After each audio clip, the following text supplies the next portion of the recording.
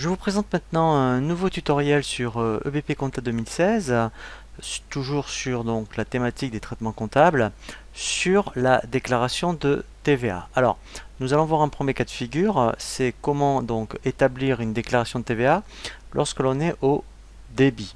On verra ensuite un autre tutoriel lorsqu'on est donc aux encaissements, puisqu'il y a une petite particularité à effectuer lorsqu'on est donc aux encaissements. Donc, dans un premier temps, on va voir donc un cadre classique d'une déclaration de TVA lorsque l'on est au débit. Alors, la première chose à faire, donc un petit rappel, avant donc d'établir une déclaration de TVA, il faut avoir paramétré au préalable donc pas mal d'informations au niveau information société que vous avez donc dans paramètres. Donc au niveau information société,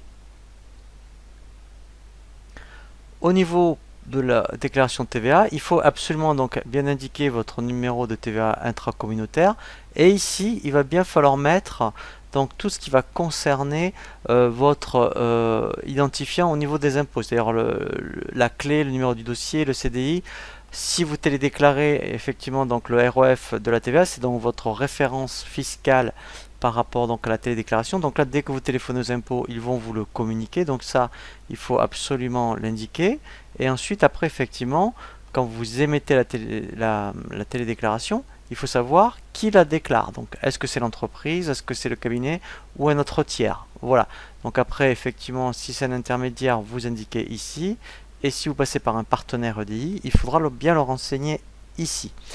Ensuite, ce qui est très important, donc effectivement, c'est de renseigner le trésor public. Soit vous dépendez d'un centre des impôts, soit d'un SIE. Donc moi, par exemple, j'ai mis l'adresse d'un centre des impôts.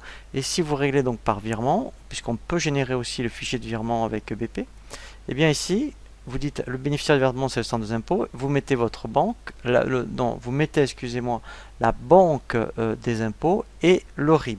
Donc après, une fois que vous avez fait ça, effectivement, on peut établir la déclaration de TVA.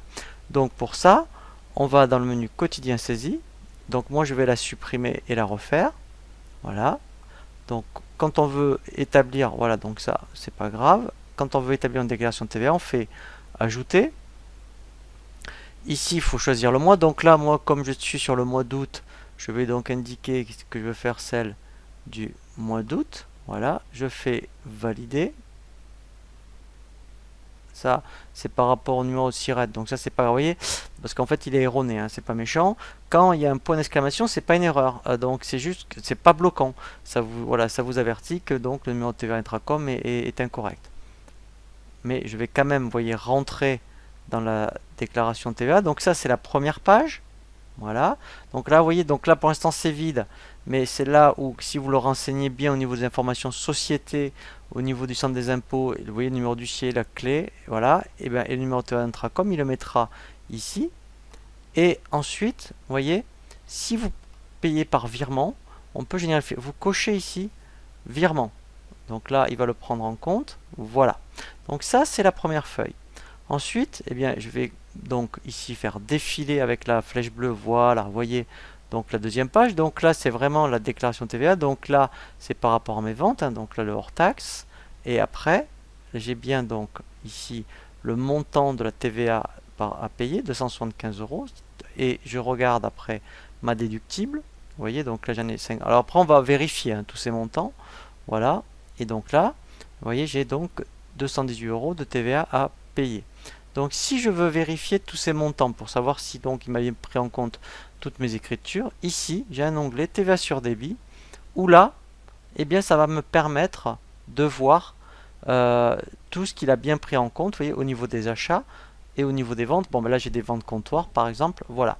Donc là ça me permet de contrôler. On peut également contrôler avec le justificatif de TVA, c'est-à-dire que là en fait je vais avoir un état qui va me donner pour les comptes de TVA déductibles et collectés les montants. Voilà. Donc là, si je me mets voilà, plus grand, voilà. Donc là au moins, je vois, vous voyez, toutes les écritures, aussi bien au niveau de la déductible, vous voyez, que au niveau de la collectée, ce qui a été pris en compte pour bien déterminer, eh bien, effectivement, les montants qui sont indiqués sur la déclaration. Donc ça, voilà, vous voyez, donc ça c'est la deuxième feuille. Donc là, eh bien, je dirais que si ma déclaration est juste, je peux donc la valider. Et ensuite, après, effectivement, à partir donc de la validation, et bien après, je peux donc déjà faire ce qu'on appelle régler par virement. Donc là, alors là, ça va peut-être pas marcher parce que je suis en version. Ah ben si, vous voyez, voilà. Donc là, je dis avec ma banque. Donc là, moi je l'ai pas indiqué, hein, ma domiciliation, mais là, si j'avais indiqué mon RIB, quand j'ai créé donc la banque, il l'aurait affiché ici. Et là, vous voyez, c'est bien donc le destinataire, hein, par rapport aux impôts. Et là, après, donc ici, il suffirait de cliquer sur générer le fichier CEPA. Et après, en fait, il me génère un fichier sur le bureau que je peux envoyer. Donc ça, voilà, vous voyez, une fois que c'est bien paramétré, c'est relativement facile à mettre en place. Voilà.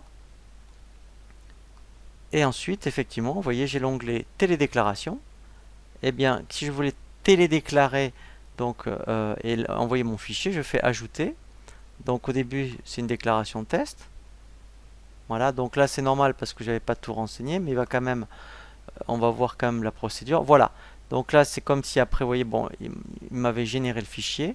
Et après, j'aurais plus qu'à exporter donc le fichier pour le télétransmettre. Après, tout dépend par quel prestataire vous passez, mais peut-être que même vous passez directement par le portail des impôts. Et après, donc, vous exportez le fichier pour le télétransmettre.